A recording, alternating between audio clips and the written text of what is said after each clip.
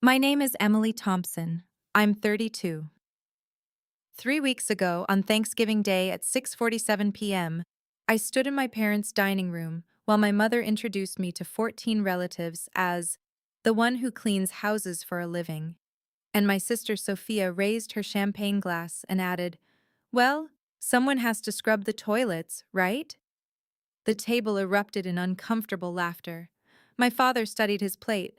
I felt my face burn so hot I could taste copper on my tongue. My mother turned to her sister, Aunt Rebecca, with that practiced smile she uses when she's performing.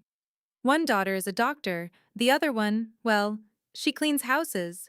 She said it like she was commenting on the weather. Casual. Final. Sophia leaned back in her chair, swirling her wine. Emily, didn't you have some big career plans once? What was it? Nursing? Or was that just another phase? I set down my fork carefully. My hands wanted to shake. I didn't let them. I was a medical assistant, at your practice, actually. Oh, that's right. Sophia's laugh was crystal bright. Until you decided it wasn't for you. 14 pairs of eyes locked on me. I could hear the grandfather clock in the hallway. Tick, tick, tick. I didn't decide anything, I said quietly. You fired me. The room went silent. My mother's smile froze. Sophia's eyes narrowed. Emily, my father's voice was low, warning. Not now. You told everyone I left voluntarily, I continued. My voice stayed level. You told them I wanted a change. Sophia set her glass down with a sharp click. I told them the truth. You weren't a good fit for a medical environment. You made patients uncomfortable. Which patients? Excuse me? Which patients did I make uncomfortable? Names, dates, specific incidents. My mother stood up, her napkin falling to the floor. Emily Marie Thompson, we are not doing this at Thanksgiving dinner. And before I go on, if stories about standing up for yourself mean something to you, please hit like and subscribe and tell me in the comments where you're watching from right now and what time is it there. Sophia's husband Ethan cleared his throat. Maybe we should all just… No, Sophia cut him off. She wants to do this? Fine. You had multiple complaints, Emily. You argued with the practice manager. You had attitude problems. I asked for my employee file 3 times, I said. You never provided it. Because you weren't entitled to it after you left. After you fired me. My mother's voice went ice cold. Emily, apologize to your sister right now. I looked at her. At my father. At Sophia. At 14 relatives who wouldn't meet my eyes. No, I said. I walked out of that house at 7:03 p.m. I didn't take my coat. It was 48 degrees outside. I sat in my car in their driveway for 11 minutes before I could make my hands stop shaking enough to turn the key. Let me take you back 4 years to a different Thanksgiving. I was 28. I'd been working as a medical assistant at Sophia's dermatology practice for 6 months. My grandmother wasn't there that year. She'd passed in August. But Aunt Rebecca was, and she pulled me aside in the kitchen while I was washing dishes. Your grandmother was very proud of you, she said. She was drying a serving platter, her movements careful and deliberate. She told me you were the only one in the family who asked her how she was doing, not how much money she had, not what she was leaving to whom, just how she was. I remember the scent of cinnamon and sage in the air, the sound of my mother's laughter from the dining room, high and performative. I miss her, I said. Rebecca set the platter down and squeezed my hand. She left you something. Not money, something better. But the timing has to be right. Trust me on that. I didn't understand then. I nodded anyway. She smiled. Your grandmother used to say, Emily sees people. Hold on to that, sweetheart. It's going to matter more than you know. 6 months after that Thanksgiving, everything fell apart. It was a Tuesday morning, April 15th, at 8:47 a.m. I arrived at the dermatology practice like always. I had my badge, my scrubs were pressed, I'd brought coffee for the front desk staff, vanilla latte for Jessica, black for Marcus. The practice manager, Diane Foster, was waiting at my desk. She wouldn't look at me. "Emily, I need you to come to my office." My stomach dropped. "Is something wrong?" "Please just come with me." Sophia was there. My sister, the physician partner, sitting in the guest chair like she had every right to be there. She didn't stand when I entered. Diane closed the door. "Emily, we're letting you go, effective immediately." The room tilted. "What?" "Multiple performance complaints," Diane said. She had a folder in front of her. She didn't open it. "You've made patients uncomfortable. Your attitude has been problematic. We've received feedback that you're a liability." "From who? What patients? I want to see the complaints." Sophia spoke for the first time. "That's confidential." "It's about me. How is it confidential?" "Emily." Diane's voice was tired. "We've made our decision. Please collect your personal items and return your badge." I turned to Sophia. "You did this." She met my eyes. "I did what's best for the practice. I want to see my employee file. I want documentation." "That's not how this works," Diane said. "That's exactly how this works. California law says I'm entitled to— Security will escort you out if necessary." Sophia stood up. "Don't make this harder than it needs to be."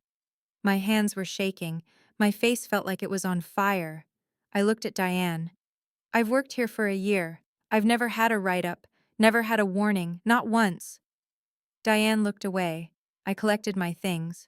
A photo of my grandmother, my stethoscope, a coffee mug that said medical assistant, because doctors need heroes too. Jessica from the front desk was crying when I walked past. Marcus turned his back. I sat in my car in that parking lot for 22 minutes. My bank account had $1,847 in it. My rent was $1,200. My student loan payment was $280. I had 12 days until both were due. I called my mother that night. I thought maybe this one time she'd see what Sophia had done. "Mom, Sophia fired me today." "Oh, honey. She told me you left." "I didn't leave. She fired me. No warning, no documentation, nothing." "Well, she said you weren't happy there." "That's not true." "Emily." My mother's voice shifted into that tone, the one that meant she was done listening. "Your sister is a physician. She runs a successful practice. She knows what she's doing. She lied to you. Don't be dramatic. Maybe this is for the best. You can find something that's a better fit." "A better fit for what?" She didn't answer directly. "Your father and I love you both.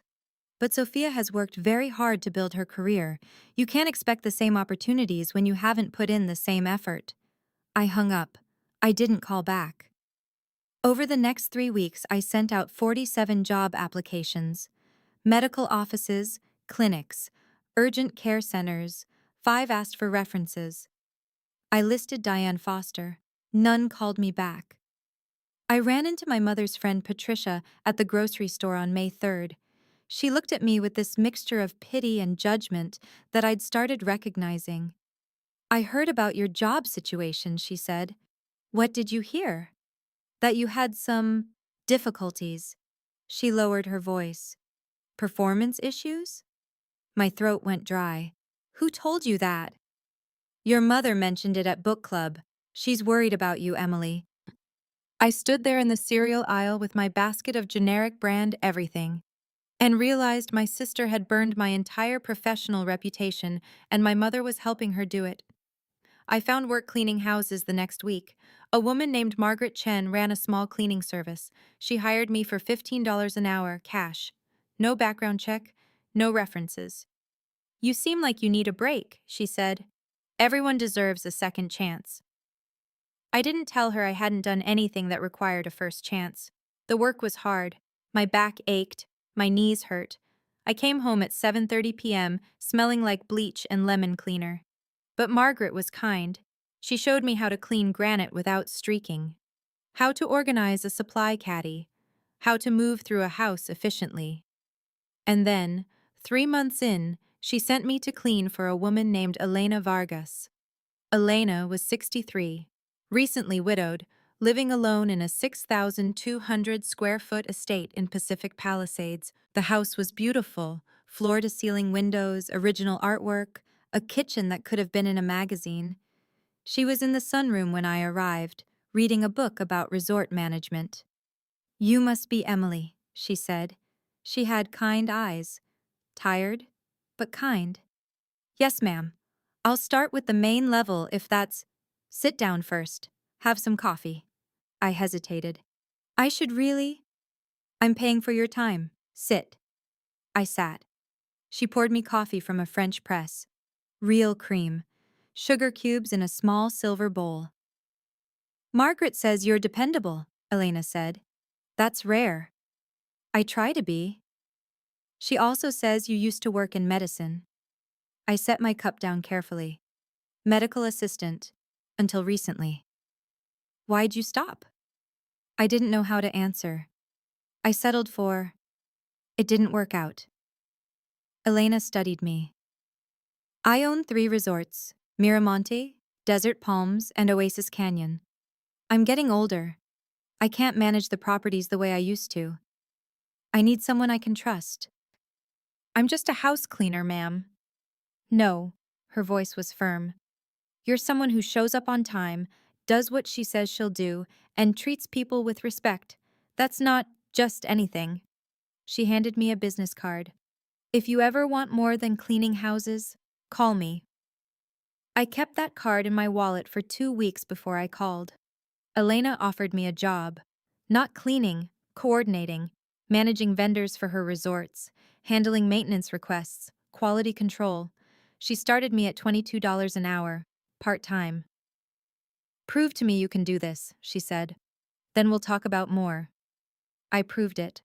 Within 6 months, I was managing housekeeping staff, scheduling contractors, negotiating with suppliers.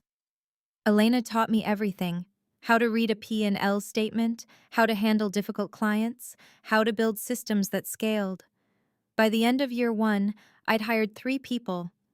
By year 2, we had 12 employees and contracts with 2 of Elena's resorts. By year 3, I registered Pristine Concierge LLC. I was the founder and CEO.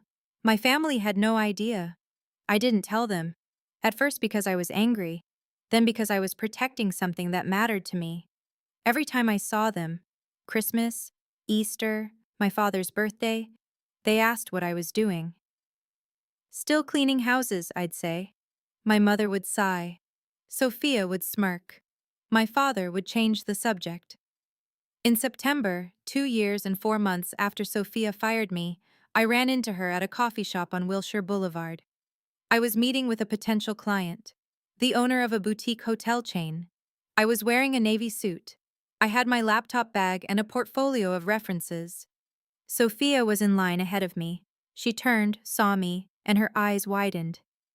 "Emily? Oh my God, is that you?" "Hi, Sophia." She looked me up and down. "What are you doing here? Working?" "Meeting a client." "A client?" She laughed. "You mean like a cleaning client?" The barista called my name for my order. Sophia watched as I picked up my coffee, a flat white, not the drip coffee I used to afford. "Fancy," she said. Her voice had an edge. "Just coffee." "You know, Mom and Dad worry about you." She stepped closer. "You never come to family events anymore. You don't call. It's like you're ashamed of us." I felt something harden in my chest. "I came to Thanksgiving last year." "For an hour. Then you left." "I had work." "Work?" She said it like it was a joke. "Emily, you clean houses. You don't have work emergencies." The client I was meeting with, Richard Morrison, owner of Morrison Hotels, walked through the door. He waved at me. "I need to go," I said. Sophia grabbed my arm. "Wait, are you dating someone? Is that why you're all dressed up?" "That's my client." "Your cleaning client?" "My business client. I run a concierge company." She let go of my arm, stared at me. "What?" I need to go. I walked away. I didn't look back. That night my mother called. Sophia says you're telling people you run a company? I do run a company. Emily, please don't do this. Don't do what? Make up stories to impress people. It's embarrassing. I hung up. In October, Elena nominated me for the California Emerging Entrepreneur Award. I didn't know until I got the email from the awards committee. Dear Ms. Thompson, you've been nominated for recognition of exceptional business growth and community impact. The award ceremony will be held December 14th at the JW Marriott Los Angeles, LA. Live. I called Elena. Why didn't you tell me?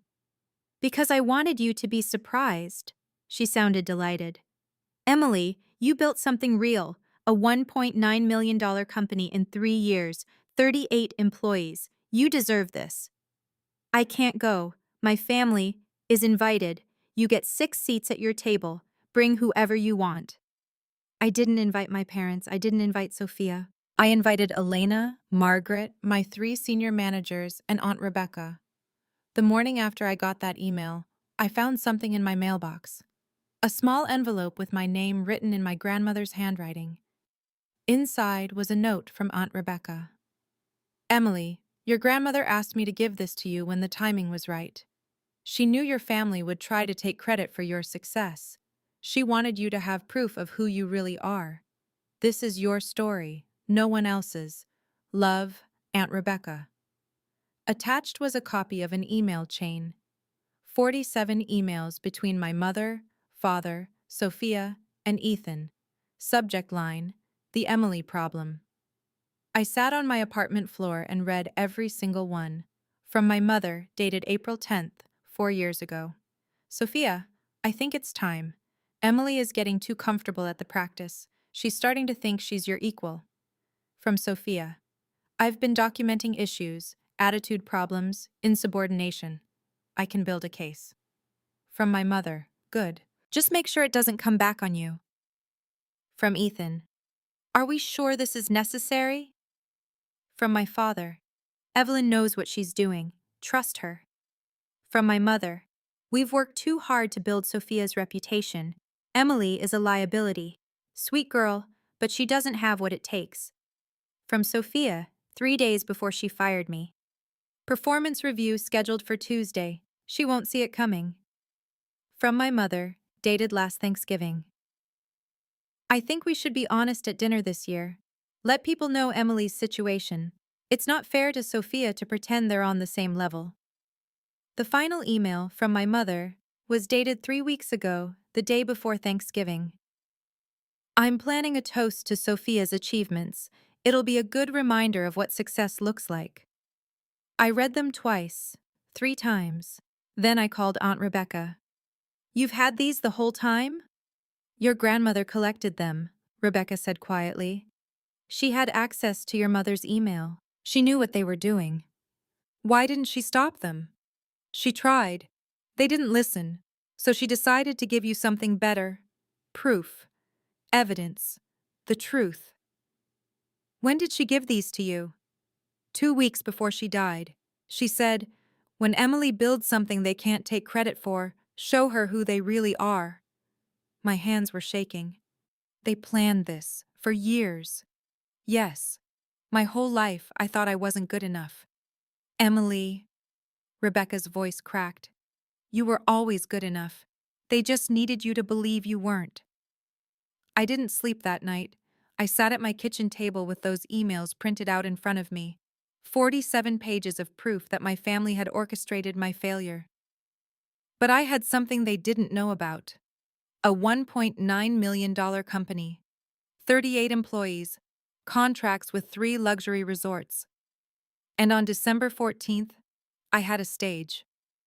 The day before the awards gala, my mother called. Emily, I heard a rumor that you're attending some business event tomorrow? The California Emerging Entrepreneur Awards? Oh, she sounded surprised. That's wonderful, honey. Are you going as someone's guest? I'm a nominee. Silence. Then, a nominee? For what? Business achievement. More silence. Emily, who told you that you could attend something like this? The awards committee. I was nominated by Elena Vargas. Who? My business partner, the woman who owns the resorts I manage. Manage? Emily, you clean houses. I did clean houses. Now I run Pristine Concierge LLC. We have 38 employees and $1.9 million in annual revenue. I could hear her breathing. Fast, shallow. That's impossible. You would have told us. Why? So you could tell everyone I was lying? Like you did when Sophia fired me? Sophia didn't fire you. You left. I have the emails, Mom. All 47 of them. I know you helped her plan it. I know you've been telling people I have performance issues. I know about the Thanksgiving toast you planned. Nothing. For 12 seconds. Nothing. Then quietly. Where did you get those? Does it matter? Emily Marie, you had no right. I'll see you tomorrow. The gala starts at 6:30 p.m. You're welcome to attend. I have extra seats. I hung up. She called back 4 times. I didn't answer. That night, Sophia texted me. Mom says you're making up stories again. This has to stop. I screenshotted her text, added it to my file. December 14th arrived cold and clear. I wore a black dress I'd bought specifically for this. Simple, elegant, professional. Elena picked me up at 5:45 p.m. You ready? She asked. I don't know. You built a company from nothing. You're ready. The JW Marriott Los Angeles, LA Live was massive. Crystal chandeliers, marble floors, round tables set for 600 guests. Table 14 was near the stage, my table. 5 seats filled, 1 empty. My mother, father, Sophia, and Ethan arrived at 6:52 p.m. They stood in the doorway, scanning the room. My mother was wearing her best jewelry. Sophia had on a burgundy dress that probably cost more than my first month's rent. They saw me and walked over. My mother smiled. That performance smile. Emily, sweetheart, you look lovely. Sophia's eyes went to my table. Are we sitting here? You can sit anywhere you'd like, I said. This table is for my team. Your team? Elena stood up, extended her hand. Elena Vargas, Emily's business partner and mentor.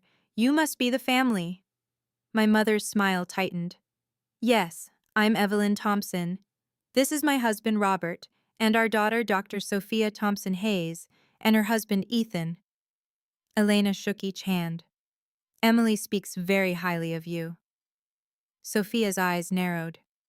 She does? She says you taught her resilience. The lights dimmed. The MC took the stage.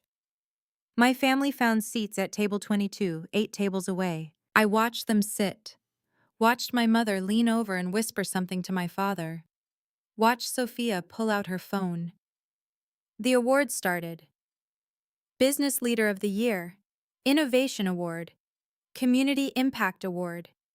Then, and now, for the Emerging Entrepreneur Award, recognizing exceptional growth and leadership in new business ventures. My heart hammered. This year's recipient built a company from the ground up, starting with a single client and scaling to multi-resort operations in under 3 years. With 38 employees, $1.9 million in annual revenue, and contracts with 3 luxury properties, she's proven that determination and integrity create lasting success.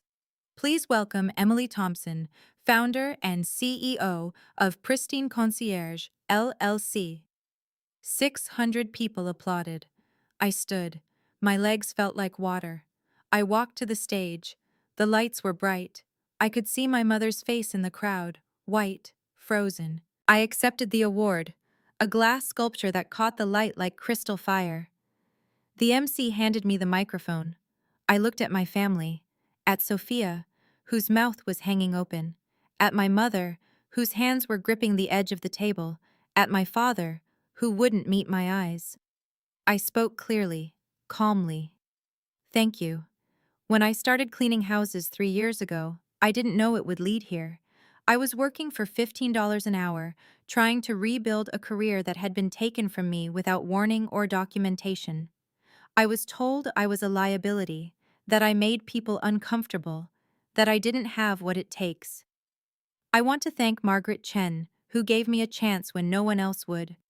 I want to thank Elena Vargas, who saw potential in someone everyone else had written off. And I want to thank the 38 people who work at Pristine Concierge, people who show up every day and prove that excellence isn't about pedigree, it's about character. This award represents something more than business success. It represents the truth. Numbers don't lie, contracts don't lie, payroll records don't lie. When people tried to define me by what I wasn't, I let my work define me instead. For anyone here who's been told they're not good enough, by family, by former employers, by anyone, I want you to know they're wrong. You don't need permission to build something meaningful, you just need to start. Thank you. I walked off the stage. The applause was deafening. Someone from the local business journal wanted an interview. The resort association president asked for my card. Elena was crying. My family didn't approach me. They sat at table 22, silent. At 8:15 p.m., I saw my mother stand. She walked toward me slowly, like she was approaching something fragile. Emily, don't. Please, let me. You planned my firing. You helped Sophia destroy my reputation. You spent 4 years telling people I was a failure. Her face crumpled. We thought we were helping Sophia. At my expense. We didn't think you'd. She stopped, looked at the award in my hands. We didn't think you could do this. I know. She reached for me. I stepped back. I'm sorry, she whispered. Are you? Or are you just embarrassed? She didn't answer. Sophia appeared at her shoulder. Emily, can we talk? No. I didn't know you had. She gestured vaguely. All this. Would it have mattered? What? If I was still just cleaning houses, would you feel bad? Would you apologize? Sophia's jaw tightened. This isn't fair. No, it wasn't. Elena touched my elbow. Emily, we should go. The after party is starting. I turned back to my mother, to Sophia, to my father, who still hadn't said a word. I don't need your apology, I said. I don't need you to be proud of me. I needed you to be decent. You couldn't even do that. I walked away. They tried calling the next day, 17 times between them. I blocked their numbers. Aunt Rebecca came to my apartment that weekend with coffee and pastries from the bakery my grandmother used to love. I'm proud of you, she said.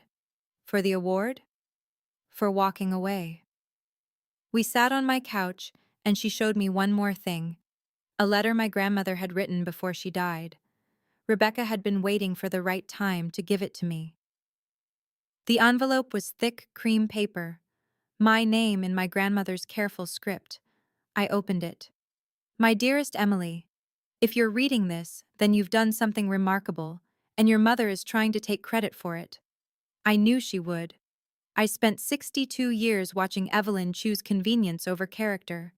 She wants the appearance of success more than the substance of it. When you were little, I saw her do the same thing to you that she did to me. Tell you that you were too much, or not enough, depending on what served her best that day. I couldn't protect you while I was alive without tearing the family apart. But I could prepare you. These emails prove what they did. Keep them safe. When the time comes, and you'll know when that is, use them if you need to. Not for revenge, for clarity. So you never doubt yourself again. You were always the one who asked me how I was feeling, not what I was leaving you. You saw me as a person. That's rare, Emily. Don't lose it. The business you've built, whatever it is, came from you, your work, your integrity, your refusal to give up even when giving up would have been easier. I'm sorry I won't be there to see it, but I know it's going to be extraordinary, because you are. All my love, Grandma Postscript. I left you the china set. Not because it's valuable, but because you're the only one who'll actually use it. Evelyn will want it for show. Don't give it to her. I read it 3 times. Cried through all 3. 6 months passed. Pristine Concierge signed an 18-month contract with Miramonte Resort for $28,000 a month. We hired 12 more employees. Elena made me a partner, 30% ownership in the resort properties. I moved into a new apartment with floor-to-ceiling windows and a view of the Pacific. I bought furniture I actually liked. I adopted a cat and named her Rose. My mother sent letters. Sophia sent emails. I didn't respond. My father showed up at my office once. He stood in the lobby, hands in his pockets, looking older than I remembered. "I owe you an apology," he said. "You do." I should have said something. When your mother and Sophia, I should have stopped them. "Yes, you should have." "Can I take you to dinner? Can we talk?" I thought about it, really thought about it. "Not yet," I said. "Maybe someday, but not yet." He nodded. Left. I don't know if I'll forgive them. Some days I think I will. Some days I think I already have, in the sense that I'm not angry anymore. I'm just done. But I do know this. Silence isn't peace. Silence is the price you pay for someone else's comfort. And I'm done paying it. 1 year after the awards gala, I went back to the JW Marriott for a business dinner. I walked through those same doors, past the same chandeliers, and I felt nothing. No anger, no vindication, just quiet certainty. I built this, me, with people who believed in me when I was nobody, people who saw potential instead of liability. That's the story I choose to carry. If you've ever had to walk away from someone you love to protect yourself, type, "I walked away" in the comments. Or if you chose to stay and fight for your boundaries within your family, type, "I stayed and fought." Both are brave, both are valid, both require more courage than people realize. If this story meant something to you, check the description for more stories just like this one. Thank you for being here. Thank you for listening.